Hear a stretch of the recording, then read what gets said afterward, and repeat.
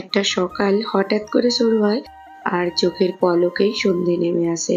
মাঝখানে কত কাজ, কত কথা আর কত দৌড়ঝাঁপ।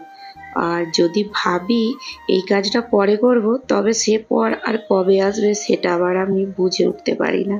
আসলে গৃহিণী মানেই তো ব্যস্ততার জীবন। তবে হায়দ্রাবাদে যেভাবে অতিরিক্ত গরম পড়েছে, তাতে বেশিক্ষণ বাইরে থাকা তো সম্ভব না। অনেকটা সকাল সকাল পুজো আজা সেরে উঠানের দিকে সব কাজকর্ম সেরে নিতে হয়। ৯টার পর থেকে উঠানে পা রাখাও যায় না।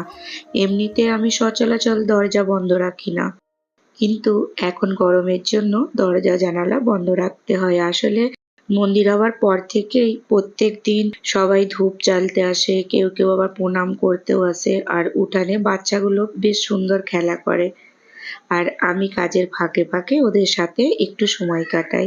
যদিও এখন আমার সব সাথীগুলো দেশের বাড়িতে গেছে, তবে মেয়েটা বাড়িতে থাকার কারণে একা লাগে না। ও একটু আমার কাছে কাছে থাকতে বেশ পছন্দ করে।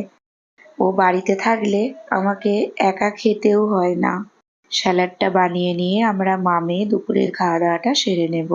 আজকের দুপুরের থালাতে আছে নোটে শাক ভাজা আর অল্প আলু ভাজা, পটল ভাজা, আলু দিয়ে পাতলা পাতলা করে খাসি মাংসের ঝোল, টক দই আর স্যালাড। মা-মেয়েতে গল্প করতে করতে দুপুরের খাওয়া-দাওয়াটা কমপ্লিট করে নিলাম। এভাবেই আমাদের একটা একটা দিন একটা একটা গল্প রেখে যায়। তোমরাও অনেক ভালো থেকো আর সুস্থ থেকো। তোমাদের দিনটাও অনেক আনন্দময় হোক।